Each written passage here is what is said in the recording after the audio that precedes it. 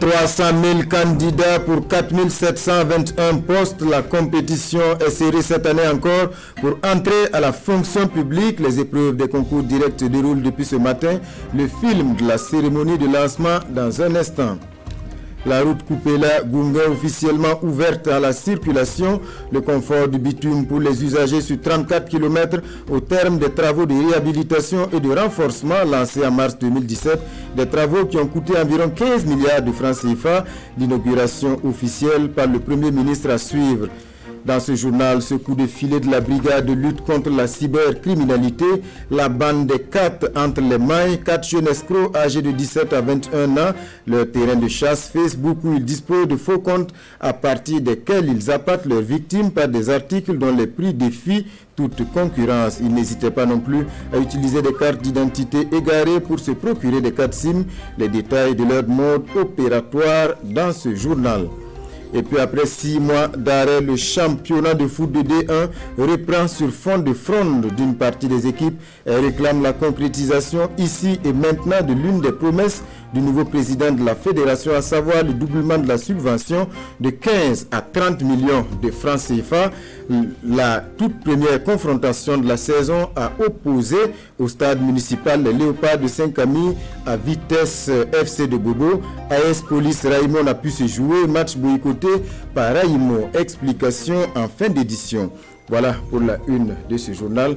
Madame, Monsieur, bonsoir et bienvenue.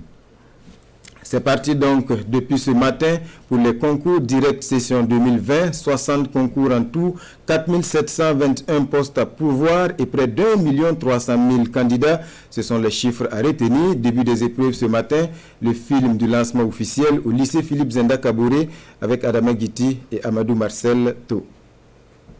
Lycée Philippe Zenda Kaboré ce vendredi matin. Kombo Nikiema se présente dans sa salle pour prendre part au concours. Tout comme elle, plus de 140 000 candidats composent ce jour pour le recrutement de 45 élèves agents techniques d'agriculture. Tous espèrent décrocher un emploi cette année dans la fonction publique. Je compose depuis 2015. Donc, j'espère avoir le concours agent technique d'agriculture parce que j'aime ce métier. Après les consignes données par les surveillants, le conseiller technique du ministre de la fonction publique procède à l'ouverture des enveloppes. Des désagréments, évidemment, ne peuvent pas manquer. Mais comme je vous l'ai dit, c'est l'ensemble des dispositions que l'on prend pour y répondre.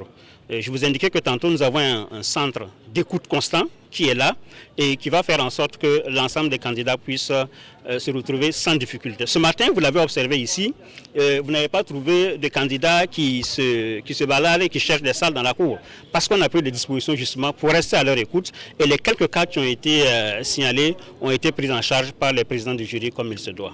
Cette année, les candidats compétissent dans 60 concours pour plus de 4 700 postes à pourvoir. Près d'1 300 000 candidatures ont été enregistrées, un nombre en hausse par rapport à l'année dernière. Bonne chance à tous les candidats. La route Kupela-Gunga officiellement ouverte à la circulation. Le confort de bitume pour les usagers sur 34 km au terme des travaux de réhabilitation et de renforcement lancés en mars 2017. Des travaux, je vous le disais, qui ont coûté environ 15 milliards de francs CFA. C'est le Premier ministre qui a inauguré la route ce matin à Kupela, Hassan Gebre et Tanga Kafando. À sortie de Gunga, ce sont 34 km de la route communautaire CU2A, autrefois appelée route nationale numéro 4 Ouarafada, frontière Niger, qui ont été réhabilitées et renforcées. Financés à plus de 14 milliards de francs CFA par l'Union européenne, les travaux ont pris 3 ans et cette cérémonie marque l'inauguration officielle de la route par le Premier ministre Christophe Dabiré. Il s'agissait d'élargir la route, de l'élargir en recyclant la couche de base, puis en l'améliorant au ciment à hauteur de 2,5% pour constituer ainsi la nouvelle couche de fondation. Et sur cette couche de fondation, il a été posé 8 cm de couche de base en grave bitume. Et sur ces 8 cm de couche de base en grave bitume, il a été posé 5 cm de couche de roulement en béton bitumineux à module élevé. C'est un des projets phares du programme du président du Faso qui est aujourd'hui réalisé. 34 km de route réhabilitée. Certains vont dire que c'est un bout de route et que nous sommes en train d'inaugurer des bouts de route. Mais une route commence toujours par un bout et finit par un autre bout. Aujourd'hui, nous avons 34 km de route bitumée que nous mettons à la disposition des opérateurs économiques de notre pays, des populations de notre pays et des populations de la région du centre-est.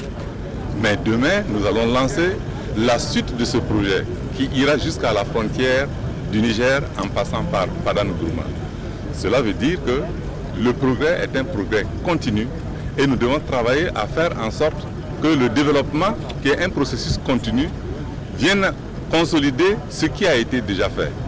En plus des travaux de la route, le projet a également pris en charge l'installation de l'éclairage public solaire à Koupela, la construction d'un poste de péage, de 7 forages, de 37 dallos en béton armé et de plus de 4 km de caniveaux. Pour l'autoroute Ouagadougou-Yamoussoukro, par contre, il va falloir attendre encore, mais sur le terrain, le projet avance. Le cabinet chargé des études sur le tronçon Bobo-Dioulasso, frontière Côte d'Ivoire, vient de déposer sur la table les résultats de son travail, un document soumis à l'appréciation des techniciens des différents ministères concernés à Bobo-Dioulasso. Explication, Kassoum Milogo et Karim Sissé. Les études d'avant-projet sommaire de l'autoroute Yamoussoukro-Ouagadougou, tronçon Bobo-Dioulasso, frontière Côte d'Ivoire, longue de 200 km, sont terminées. Et le consultant chargé de ces études fait ici à Banfora une restitution du travail mené sur le terrain à ses techniciens, consultants et experts des différents ministères concernés par le projet. Avec les contraintes géométriques de l'autoroute, on ne peut pas garder des pentes verticales et des courbes horizontales trop étroites, donc on est obligé d'avoir des zones avec des grands remblais. C'est surtout, on passe aussi des zones sensibles, surtout au niveau des forêts classées, aussi évidemment à côté des agglomérations. Donc il y aura des champs qui seront divisés dans l'autoroute. C'est pour ça qu'on a assuré avec pas mal de passages inférieurs, des dallos d'ampleur importante, que ça permet aussi le passage des charrettes, aussi des petites voitures, pour permettre la continuité territoriale. Ça, c'est un facteur clé dans la concession. Les participants vont examiner point par point la proposition du consultant. Une fois ce travail terminé, il sera transmis au gouvernement. Les estimations faites par le consultant à travers l'APS pour le demi-tronçon font environ 480 milliards de francs CFA en termes de coûts. Voilà. Donc il y a plusieurs options qui sont proposées par le consultant. Notamment, il y a l'option classique de faire un appel d'offres pour attribuer le travail à une entreprise, mais aussi une option d'étude mise en concession. Ça veut dire qu'on puisse trouver un concessionnaire, un PPP qui peut le construire, l'exploiter. Donc toutes ces options sont étudiées, mais les techniciens vont regarder. On va mettre un ensemble de données à la disposition du gouvernement pour les permettre de prendre la décision. Une année, c'est le temps qu'ont duré les études d'avant-projet sommaire de l'autoroute Yamoussoukro-Ouagadougou, tronçon Bobo-Dioulasso, frontière Côte d'Ivoire. Ces études ont coûté plus de 1,290 milliard de francs CFA et ont été entièrement financées par la Commission de l'Union économique et monétaire ouest-africaine, UEMOA.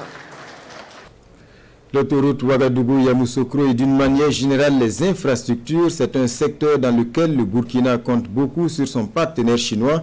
Depuis mai 2018, le rétablissement des relations bilatérales, l'axe Ouagadougou-Pékin se porte bien et l'avenir s'annonce prometteur. C'est du moins ce que l'on peut retenir de la conférence publique organisée aujourd'hui par le Centre d'analyse des politiques économiques et sociales. Le thème, les relations internationales et la coopération sino-burkinabé post-pandémique, défis et perspectives. Jean-Eudes Bayala et Sekou Zongo. L'expérience chinoise dans la lutte contre le Covid-19 détaillée au cours de cette conférence publique. Après 2 années de reprise de la coopération entre les deux pays, le bilan est satisfaisant malgré la survenue de la maladie à coronavirus. Une maladie qui a détérioré le tissu social et économique burkinabé, mais le partenaire chinois reste aux côtés du peuple burkinabé. Jusqu'à maintenant, le bilan est assez satisfaisant dans la lutte contre le Covid-19, surtout bien épaulé par la Chine en faveur du peuple burkinabé durant ces derniers 9 mois. Mais le Burkina et la Chine ne s'arrêtent pas sur ces acquis. Ce qui les préoccupe, c'est bien la problématique du renforcement des actions en faveur des peuples burkinabés et chinois. On assiste à un dynamisme renforcé de cette coopération et ce colloque en est la traduction et je pense que ce n'est pas trop tôt que de se projeter sur ce qui peut être fait au profit du peuple burkinabé. Je pense que notre effort va toujours poursuivre en faveur de nos pays amis africains et surtout ici au Burkina Faso.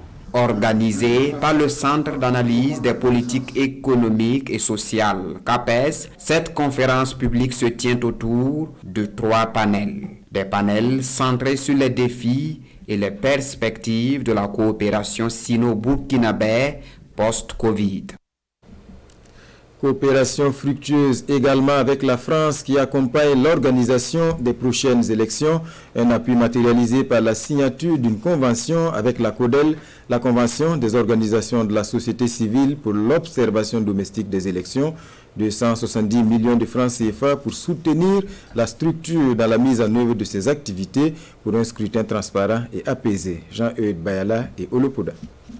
La signature de ces documents vaut plus de 270 millions de francs CFA, des ressources financières que la France met à la disposition de la Convention des organisations de la société civile pour l'observation domestique des élections CODEL, dans le but de contribuer à des élections transparentes et crédibles en novembre 2020 au Burkina Faso. On sait que la CODEL a cette volonté et cette capacité à se déployer un peu partout sur le territoire, ce que ne peuvent pas faire des observateurs internationaux, et en plus elle a cette légitimité d'être le produit de la société civile burkinabé, et donc de pouvoir légitimement dire oui, ces élections sont crédibles, oui, elles se sont passées ou non, mais j'espère que ce sera oui évidemment dans des conditions apaisées, oui, les acteurs politiques ont respecté les règles du jeu et se sont débattus en bonne entente et en bonne harmonie autour de programmes ou de programmes politiques, et donc avoir un processus qui soit maîtrisé et qui soit accepté par la population. Cet appui financier permettra à la CODEL de renforcer ses capacités logistiques,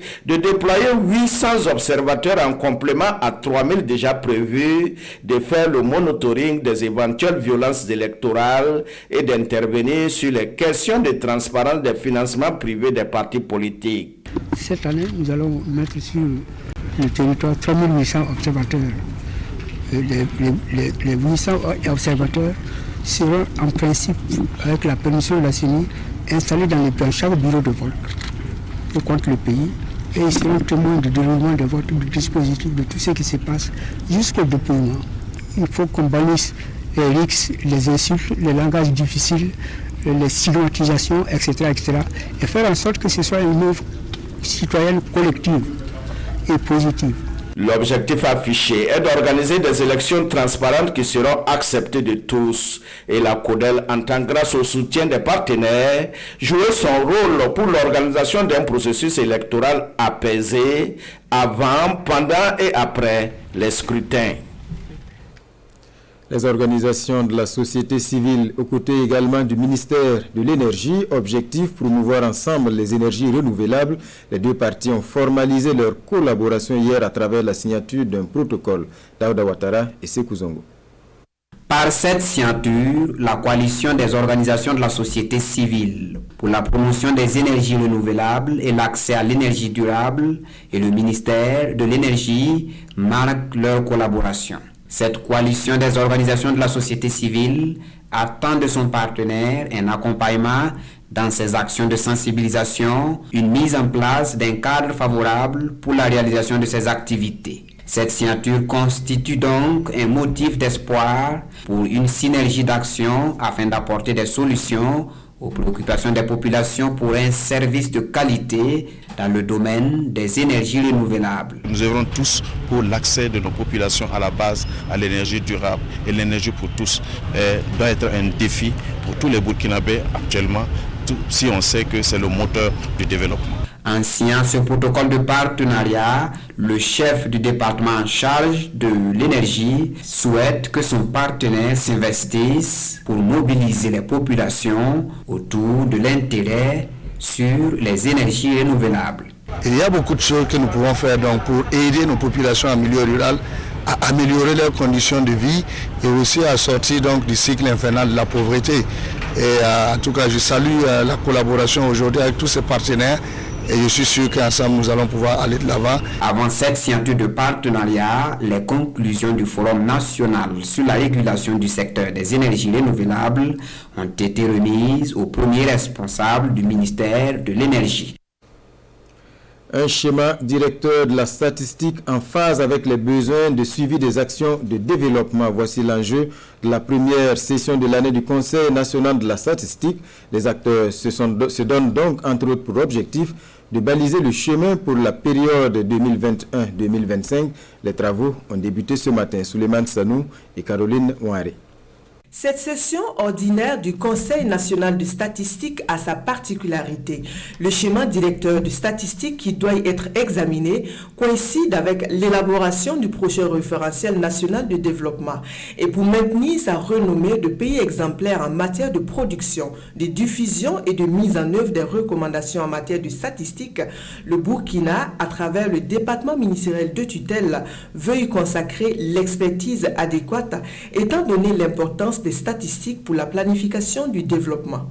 La problématique a toujours été de trouver des indicateurs qui puissent mieux mesurer donc, nos référentiels de développement. Notre PNDS prend fin en 2020, donc nous sommes dans la réflexion du prochain référentiel national et donc ça tombe bien parce que nous aurons un bon alignement entre notre stratégie au niveau donc du système de la statistique et notre référentiel national, ce qui permettra donc de disposer d'indicateurs pertinents pour pouvoir donc mesurer efficacement les progrès vers les cibles qui seront arrêtées dans le cadre de notre référentiel national.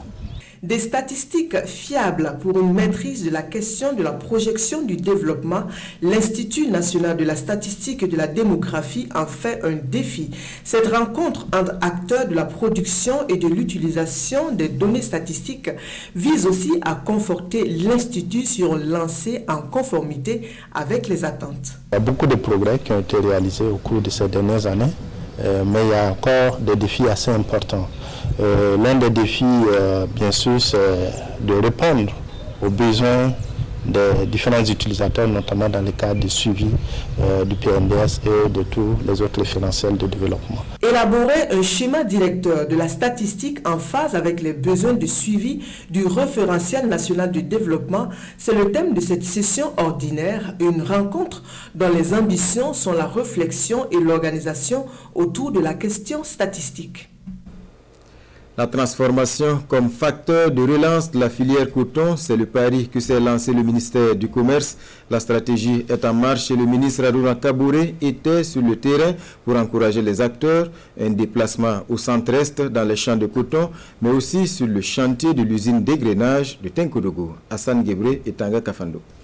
Cette année, Adama Kéré exploite ici, dans le village de Nigaré, 10 hectares de coton conventionnel. Son champ est au stade de maturation et le producteur est déjà content de sa production. Nous avons obtenu une qualité de semences et de pesticides par rapport à l'année passée et ajouté à la bonne pluviométrie. Je compte récolter entre 15 à 20 tonnes. Et ce sont ces informations que le ministre du Commerce, de l'Industrie et de l'Artisanat est venu recueillir et encourager les producteurs dans le cadre de la relance du secteur coton au Burkina Faso.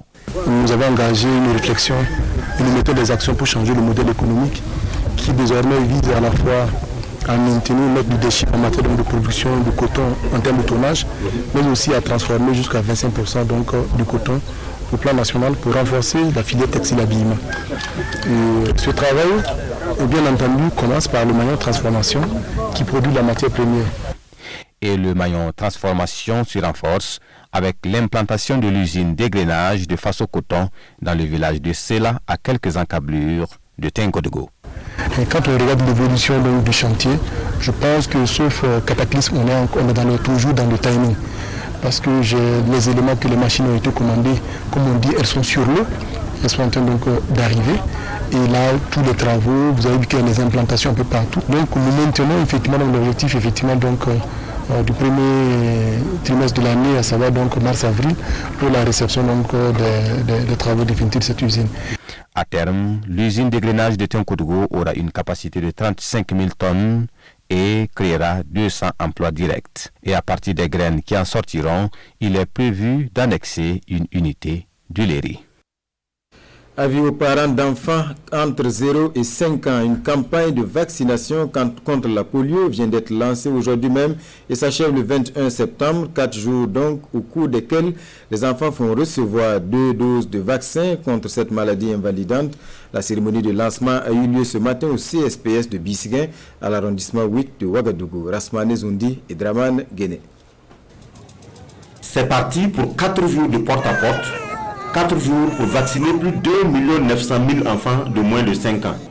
C'est une campagne de vaccination ciblée contre la poliomyélite. C'est de porte en porte, mais également on irait dans les endroits publics que sont les gares, les marchés, et les fontaines, partout où ils vont pouvoir croiser les mères d'enfants avec les enfants de 0 à 59 mois, que les parents acceptent qu'on puisse donner les gouttes, 2 gouttes à ces enfants-là, afin qu'on puisse protéger tous les enfants du Burkina contre ces maladies, une maladie invalidante et qui provoque des paralysies. Chaque enfant vacciné aura une étiquette qu'on va remettre à la mère. Et cette étiquette est très importante parce que c'est la preuve que l'enfant a été vacciné. Donc, je prie toutes les mamans et tous les papas de pouvoir garder cette étiquette, où qu'ils soient, et à quelle que soit la raison, là où ils vont. Il faut qu'ils aient cette étiquette. Quand on voit l'enfant, avec l'étiquette, on va dire que l'enfant est vacciné. C'est la première vague de vaccination, une vague initiée pour éteindre les foyers de poliomyélite détectés en janvier dernier dans quelques régions du pays. L'opération est gratuite et vise tous les enfants des zones concernées. L'Afrique, y compris donc le Burkina Faso, donc, a célébré l'éradication du poliovirus sauvage.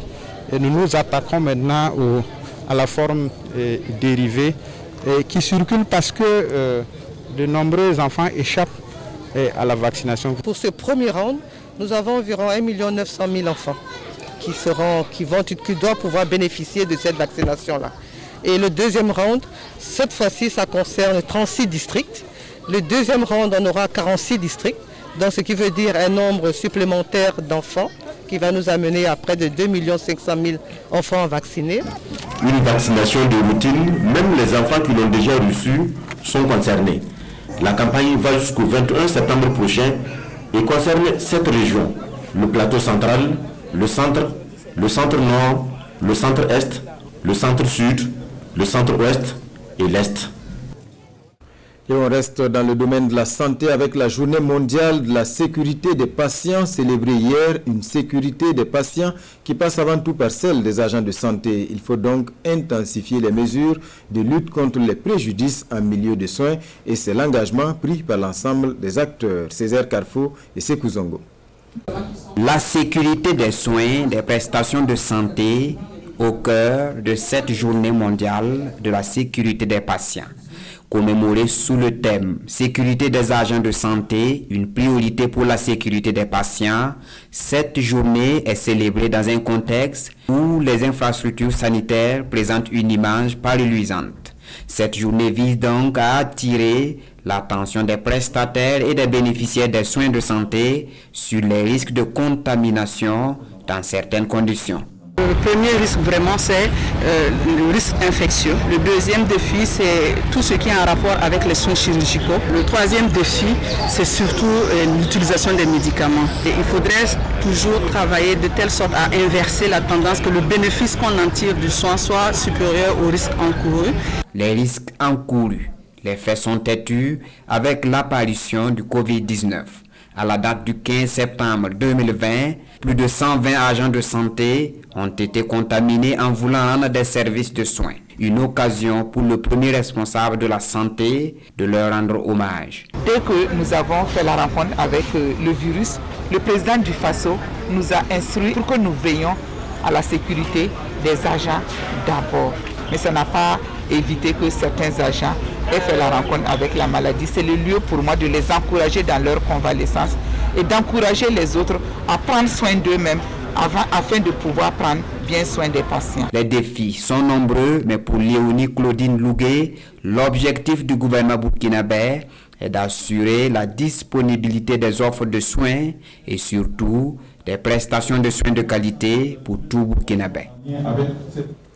Une école franco-arabe détruite au quartier Pazani dans l'arrondissement 9 de Ouagadougou, la conséquence d'un litige foncier avec un particulier, une destruction dénoncée par la coordination des jeunes musulmans du Burkina qui demande réparation. Explication Nongba Kouda et Pascal Kané.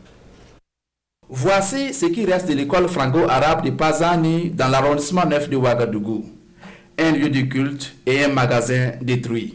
Selon les conférenciers, l'auteur de la destruction est un particulier se réclamant propriétaire de la parcelle.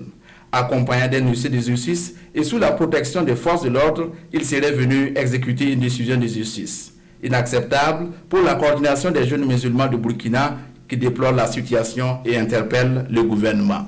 Nous voulons que le gouvernement prenne une décision ou bien les bonnes volontés, ils n'ont qu'à s'associer pour arranger les papiers du terrain de la mosquée et remettre aux propriétaires et reconstruire la mosquée et l'école franco-arabe pour le bien de tous. Les responsables de l'école franco-arabe disent avoir occupé le terrain sur l'autorisation d'une autre personne qui revendique aussi la propriété du terrain litigieux. Selon le président de la coordination des jeunes musulmans de Burkina, Cheikh Mahamadi Sana, leur organisation restera mobilisée jusqu'à obtenir une réparation des dommages causés. À présent, ce coup de filet de la brigade de lutte contre la cybercriminalité, la bande des 4 entre les mailles, 4 jeunes escrocs âgés de 17 à 21 ans, leur terrain de chasse Facebook où ils disposent de faux comptes à partir desquels ils appâtent leurs victimes par des articles dont les prix défient toute concurrence. Ils n'hésitent pas non plus à utiliser des cartes d'identité égarées pour se procurer des cartes SIM. Explication, Oumar Zombré. Ils auront sévi entre mai et septembre 2020. Aujourd'hui, en état d'arrestation, cette bande, dont le plus âgé a seulement 21 ans, était spécialisée dans l'arnaque sur les réseaux sociaux. Avec de faux comptes et fausses pages, ils se faisaient passer pour des grossistes en marchandises diverses, dont des chaises plastiques. La page Facebook face aux chaises était l'un des moyens par lesquels ils appâtaient et escroquaient leurs victimes. L'enquête a permis de saisir des CND, comme je le disais, des cartes SIM, des reçus d'achat de cartes SIM, des clés USB, des cartes Visa, un ordinateur portable de marque Lenovo, 4 téléphones portables de marque iPhone, 2 téléphones portables de marque Samsung, un téléphone portable de marque LG, un autre téléphone portable de marque Itel qui servait à recevoir les transactions d'argent. Ce sont des petits téléphones qui n'ont pas de GPS ni rien de tout. Et le dernier, c'est un téléphone portable de marque Tecno. Alerté par les nombreuses plaintes, il n'aura fallu que quelques mois de recherche à la jeune brigade centrale de lutte contre la cybercriminalité pour mettre le grappin sur ces présumés coupables. Les victimes sont un peu pressées, mais tenez-vous bien que c'est pas évident. C'est pas évident. Il faut qu'on les suive pas à pas pour pouvoir donc les interpeller. Donc disons que entre juin et septembre, disons 4 mois que l'enquête a pris pour pouvoir donc aboutir donc à ces résultats que nous avons aujourd'hui. Daniel Tapsoba est l'une de leurs victimes.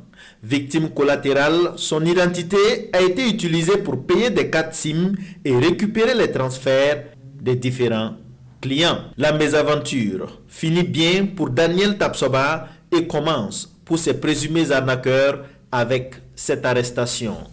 Des réfrigérateurs vendus à 60 et 70 000 francs CFA, des chaises de 8 000 vendues à 5 000 francs CFA l'unité, trop beau pour être vrai. Et au commandant de la brigade, Batinda Samir Yoni, d'inviter les internautes à la prudence. Ces jeunes vont être présentés au procureur du Faso pour la suite judiciaire.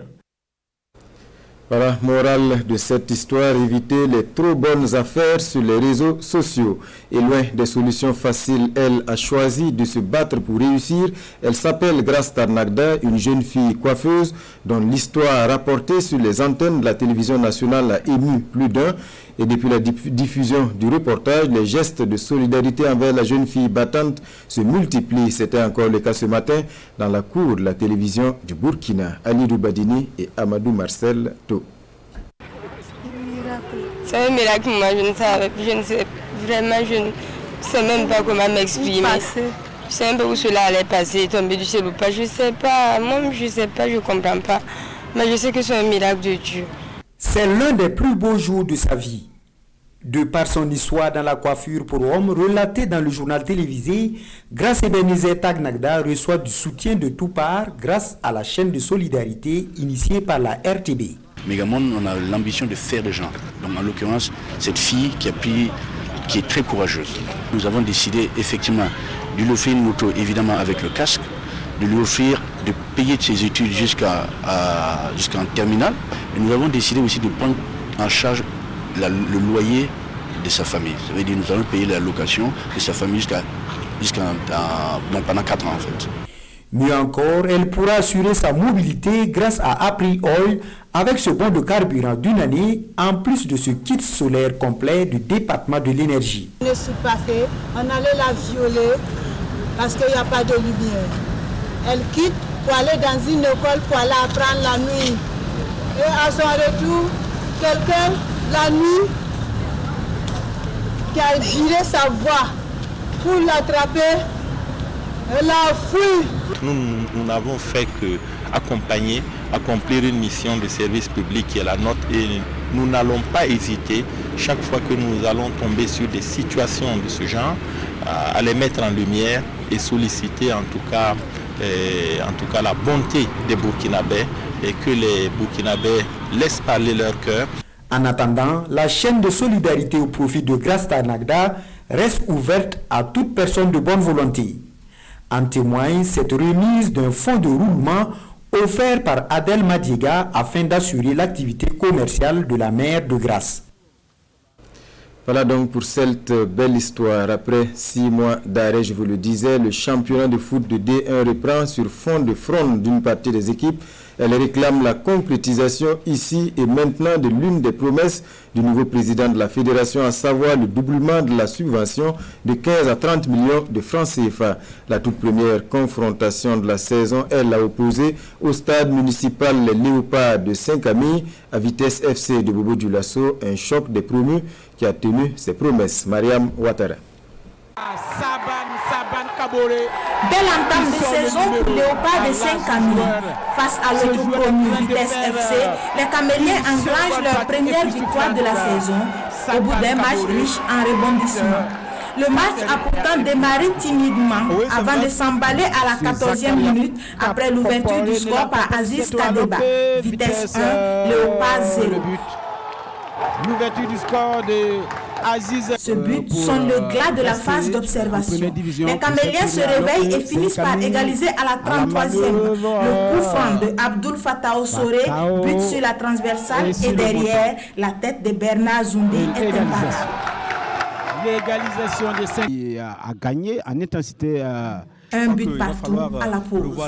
De retour sur le terrain, le match gagne en intensité. Quelques gestes de manque de... Et à la 54e minute, Ismaël Nianou redonne l'avantage au Bobolais. Et le but. Le deuxième but. Et pour ne rien arranger pour les Caméliens, Yacouba Zongo est expulsé à la 62e minute. Pourtant, l'infériorité numérique des Léopards n'entache pas leur combativité. Elle va d'ailleurs payer à la 70e minute avec l'égalisation. Signé Abdul Fattah Ossoré. Mais les jaunes et bleus n'ont pas fini de surprendre. Un troisième but, c'est la défaite des Bobolais. Un but empreint de sang-froid, signé Saban Kabori. Nous jouons 78 minutes. 3-2 pour Léopard de Saint-Camille. Ce score ne changera pas jusqu'au coup de sifflet final. Vraiment, je tiens à féliciter les garçons parce que c'était un match très très difficile. Comme c'est la première journée et c'est la première fois qu'on découvre la première division, moi comme joueur, c'était très très très difficile. Donc je félicite vraiment les garçons, je félicite les garçons. La deuxième rencontre de cette première journée de la saison, à savoir AS Police Raïmo, s'est soldée par un forfait des académiciens de Bama. Sans jouer, l'AS Police engrange les 3 points de la victoire. Voilà, mesdames et messieurs, ainsi prend fin ce journal. Merci pour votre attention. Ismaël Sirima vous retrouve à 23h pour la dernière édition. Bon début de week-end en compagnie des programmes de la télévision du Burkina.